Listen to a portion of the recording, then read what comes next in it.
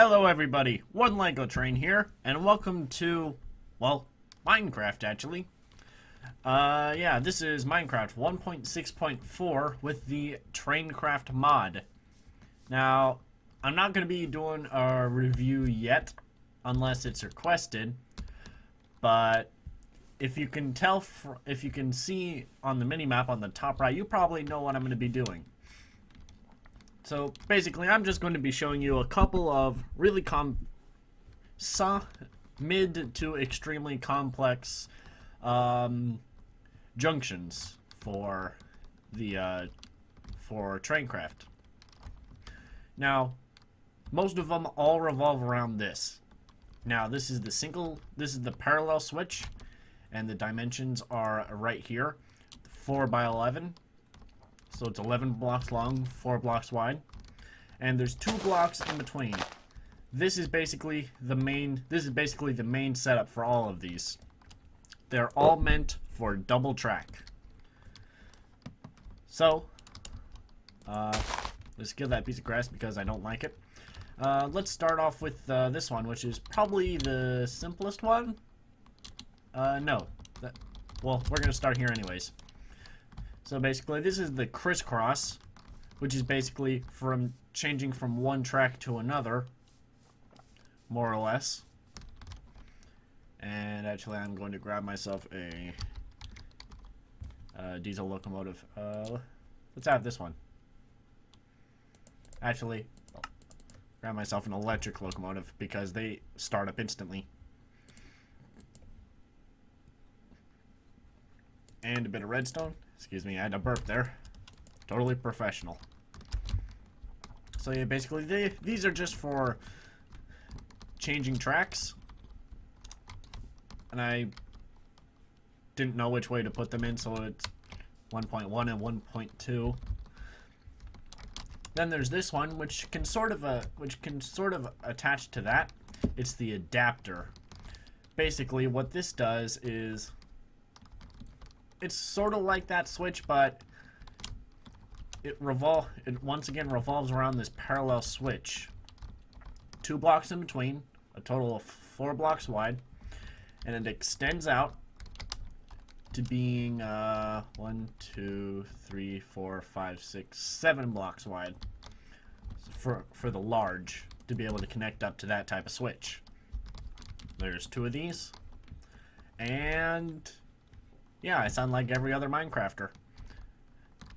And oh yeah, here are the dimensions, 22 by 8.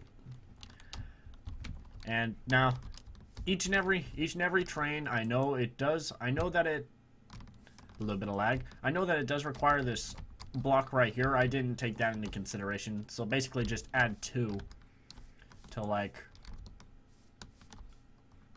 each side, maybe. Yeah, those are the dimensions, 22 by 9 and 22 by 8. Strange because they're supposed to be the same length. Not going to bother. Not that one. Turn that off. Now this one's a 14 by 8. A turnaround, an extra small turnaround. And it still follows this by 2 rule, 4 blocks wide. Can connect up to this parallel switch. It's extremely small, and I'll probably never use it. And yeah, I just marked these with these beacons so that way I know where all the signs are. Alright, so this is a 34 by 10 by approximately 5. I don't know, make it 10 if you want to be safe. And basically it's just a very simple turnaround. You flip. Actually, I can show you. Place down a small piece of track. What it does is you have your train, redstone, start engine. Basically, what it does is it's pretty simple. All it does is makes you go around. You have the top speed for one of these, I'm not sure. I mean, you tell me what seems realistic for a speed like that. anyways, the whole reason I call it small is because oh, bless me, I had to sneeze. The whole reason I call it small is because it uses these medium turns, which are the smallest turns at a 4x4. Then there's the large turn, 6x6, and the very large turn, which I will probably never use for something like this. Then there's also the underground version. Basically, instead of going up, it goes down. And I put these like that for a reason. Just so that way I can count how many is in between. Mainly because this is just a test world, testing out junctions and stuff. Okay, time for this beast. Okay, so I call this the T4 way. And it's 67 by 71. And not including these blocks here because this is technically where it cuts off. So this junction here can go in 4 different directions. I'll just pull up the journey map. This thing can go in 4 different directions. North, south, east is this way, and west. Now, basically, what it's meant for is all these tracks, I want all these tracks to be able to connect up in one way or another. Now, this one here, this track over here, it can go that way, and it can also go onto that track there. Only problem is it can't go onto that track. So basically, the whole problem with this thing is it can get 3 out of the 4 directions. Actually 2 out of 4 because it can't turn around. Shut up, music. So it can go 2 out of the 4 directions, but I figured out a way how to change that. And I just figured it out not too long ago, as in probably about 5 minutes before recording. So these things, they allow the trains to also go under it as well. So if I had one of these on each side, say for example this side, then the train that wants to go onto this track here can come along, and because I live in America, it's a right-hand drive. I'm not sure if that's how it works for trains, but it's the way it does in my world. Excuse me, just ate breakfast. And yeah, this is the only time I figured out how to use one of these cross sections. Well, there's the next problem.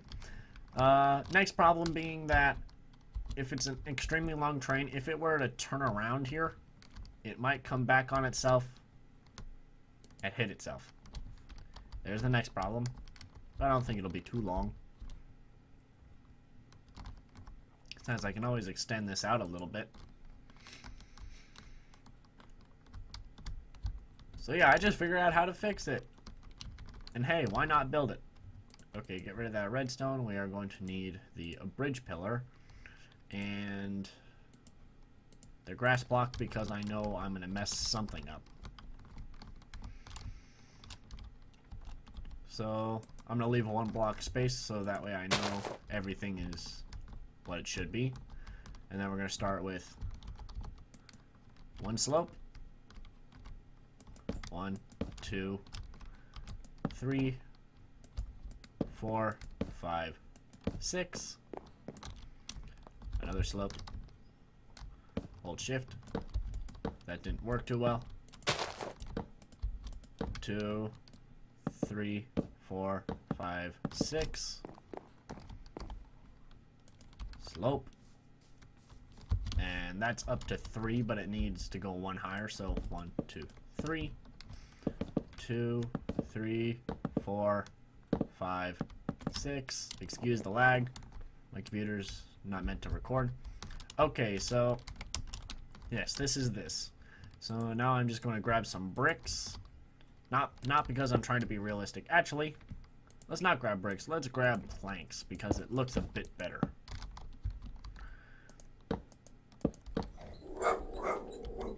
And dog's gone crazy. Dog! Quit going crazy. Quit going crazy, dog. Quit going crazy. Dog! Doggy. Doggy. Quit going crazy. Stupid dog. He thinks he's so tough. Alright, so 2, 3, 4, and then a 3 and a 1, and then the way I figured out how to build this is this weird W thing.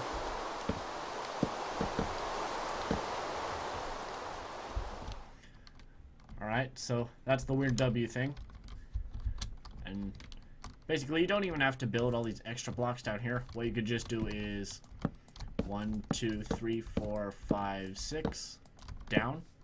1, 2, 3, 4, 5, 6 down. 1, 2, 3, 4, 5, 6, and then place your slopes from here.